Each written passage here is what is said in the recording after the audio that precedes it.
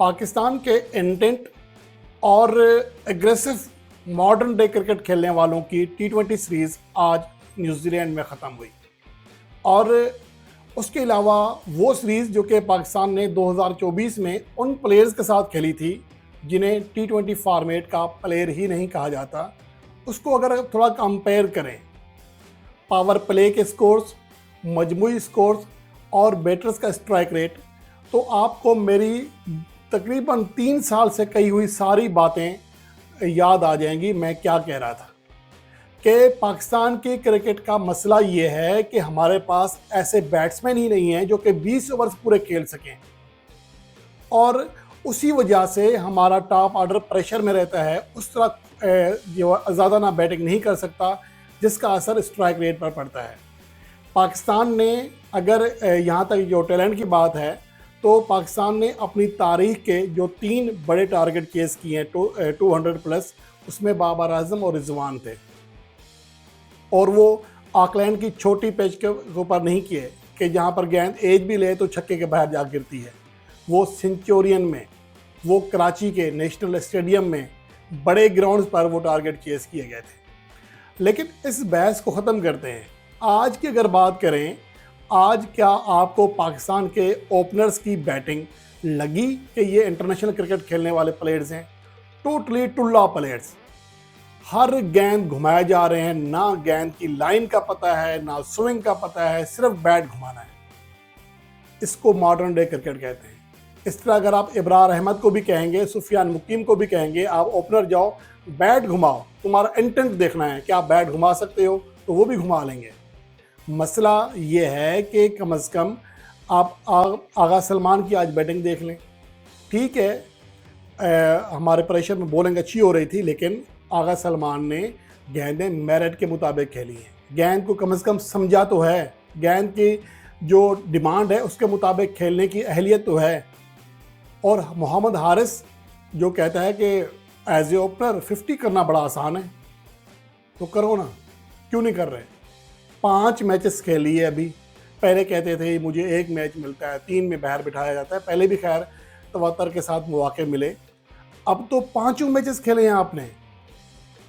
आज 17 बॉल्स पे 11 रन कर सका, 64 स्ट्राइक रेट था। और तनकीद किस पे? जो 135-142 के स्ट्राइक रेट से खेलता है कि ये टी20 का प्लेयर नहीं है, मैं हूँ, लेकिन एवरेज आपका स्ट्राइक रेट 164। हसन नवाज जो अब साबित हो चुका कि ऑकलैंड में जो इनिंग्स खेली वो एक तुक्का इनिंग्स थी, वो एक फ्लूक थी। उसके बाद उमैर बिन यूसुफ ना जाने किस कारकर्दगी की बुनियाद पर खेल रहा है। पाकिस्तान ए में नाकाम, PSL में उसको बड़ी मुश्किल से मौका मिलता है, तो उसको आपने इंटेंट प्लेयर के तौर पर टीम में शामिल कर लिया। अब मुझे समझ नहीं आती कि हमारा जोकर जो सिलेक्टर हैं आकिब जावेद, ये क्या सोचकर टीम को बना रहे हैं, ये तबाह कर रहे हैं टीम को। मैं अभी से क्या हमेशा इस बात पर कायम रहा हूँ कि आपकी क्रिकेट बाबर आजम और रिजवान के गिर्द घूम रही है। हाँ, अब ये करें, आप दोनों को चलें, एक साथ ना खिलाएं। वैसे एज ए विकेट कीपर मुझे लगता है कि मोहम्मद रिजवान आज भी बेस्ट है, और उसके साथ साथ उन्हें खिलाने के साथ साथ आप बाकी प्लेयर्स तैयार करें। प्लेयर्स तैयार किए बगैर आप उन्हें इंटरनेशनल क्रिकेट में झोंक रहे हैं, वो भी न्यूजीलैंड के मुश्किल टूर में।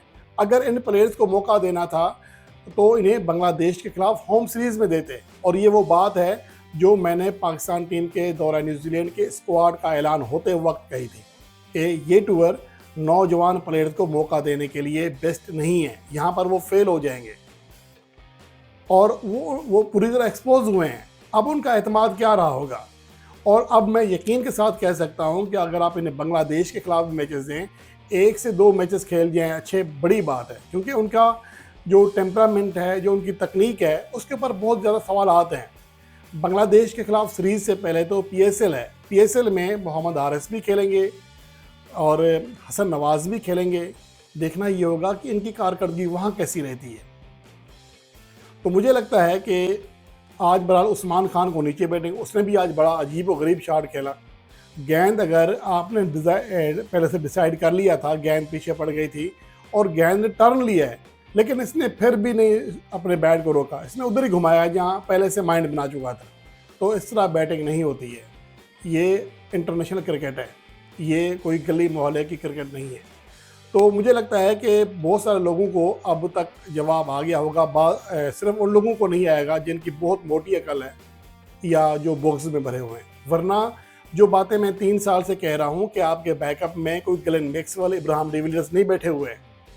और इसी वजह से अगर पाकिस्तान ने T20 वर्ल्ड कप 2022 तक दुनिया की दूसरी कामयाब तरीन टीम थी, तो इस वजह से थी कि इसी चीज़ को मद्देनज़र रखते हुए हमारे बैटर्स खेलते थे जो टॉप ऑर्डर थे। और पाकिस्तान ने 2020 से लेकर T20 वर्ल्ड कप 2022 तक सबसे ज़्यादा रेशो में दूसरी कामयाब तरीन टीम बनने का एजाज़ पाया था। इसी पाकिस्तान टीम ने T20 वर्ल्ड कप 2022 से पहले न्यूजीलैंड को उनके देश में ट्रायंगुलर सीरीज़ में शिकस्त दी, राउंड मैच में शिकस्त दी, फाइनल में शिकस्त दी थी।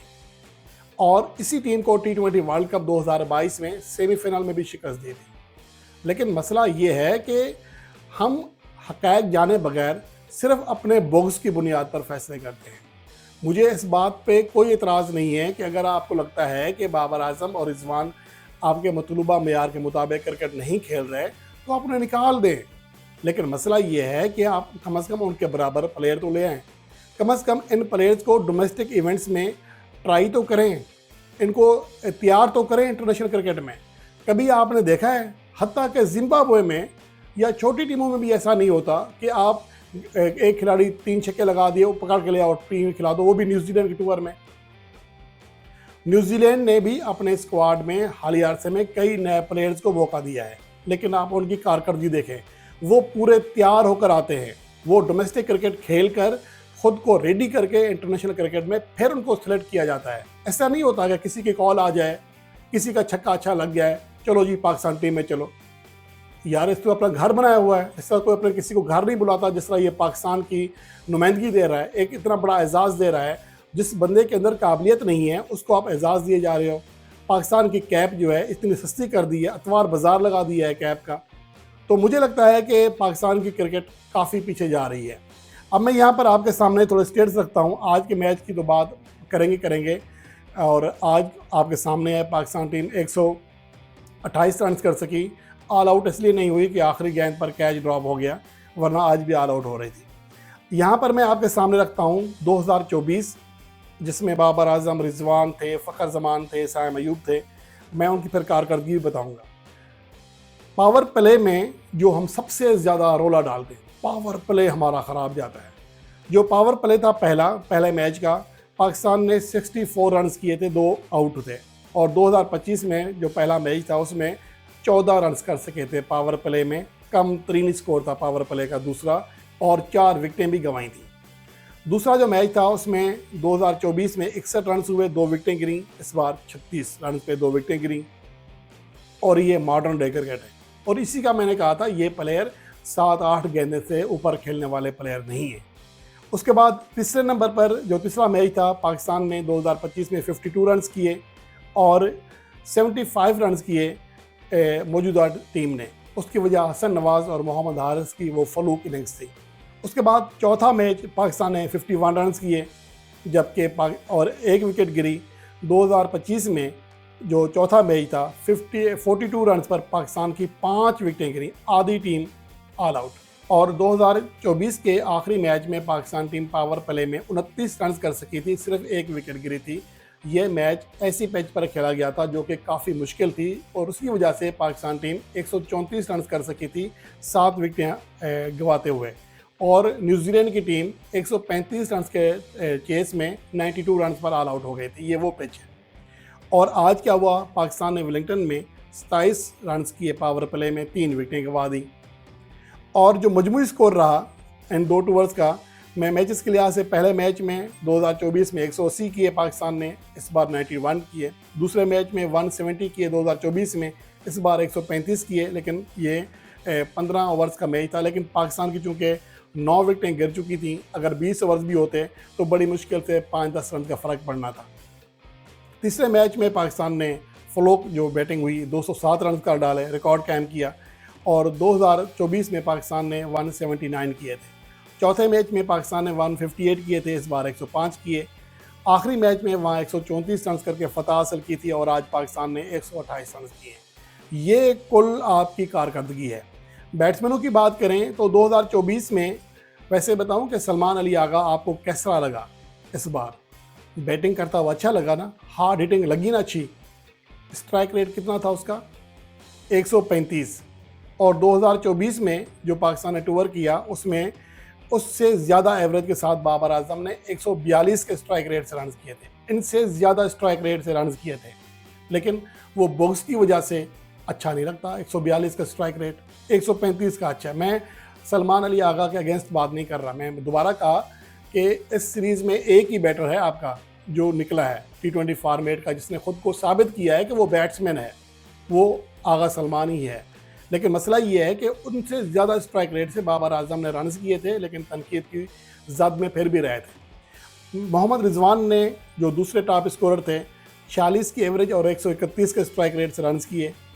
और तीसरा खिलाड़ी जो था वो फ़खर जमान था, जिसने 100 से ज़्यादा रन किए, 126, लेकिन उनकी एवरेज 25 की रही, स्ट्राइक रेट 165 का था। जबकि मोहम्मद नवाज़ ने फ़खर जमान के बराबर एवरेज मगर 178 उनसे ज़्यादा स्ट्राइक रेट से रन किए थे। तो क्या मोहम्मद नवाज़ फ़खर जमान से बड़ा बैट्समैन हो गया? मसला यहाँ पर यह है कि हम सिर्फ स्ट्राइक रेट को काउंट करते हैं। और इस सीरीज़ में बाबर आजम ने जहाँ 213 रन किए और मोहम्मद रिजवान ने 184 रन किए, उनके बराबर तो हालिया सीरीज़ में पाकिस्तान का कोई बेटर रन ही नहीं कर सका। बाकी इस सीरीज़ में आप देख लें, उस सीरीज़ में भी क्या था, सैम अयूब 9 की एवरेज थी, 130 का स्ट्राइक रेट, आजम खान 7 की एवरेज, 115 का स्ट्राइक रेट, साहब ज़फ़रान 10 की एवरेज, 125 का स्ट्राइक रेट, इफ्तिखार अहमद 8 की एवरेज, 86 का स्ट्राइक रेट। तो उस सीरीज़ में भी बाकी बैटर कोई बड़ी परफॉर्मेंस नहीं दे सके थे, सिर्फ बाबर आजम, मोहम्मद रिजवान और किसी हद तक फ़खर जमान। इस बार आगा सलमान ने अच्छी परफॉर्मेंस दी है, 41 की एवरेज, 135 का स्ट्राइक रेट रहा, लेकिन बाकी प्लेयर्स देख लें, हसन नवाज़ 26 की एवरेज, 185 का स्ट्राइक रेट उस फ्लोक इनिंग्स की वजह से, अब्दुल समद 16 की एवरेज, 113 का स्ट्राइक रेट, मोहम्मद हारिस 13 की एवरेज, 118 का स्ट्राइक रेट, 142 वाले स्ट्राइक रेट को तनकीद करता है ये।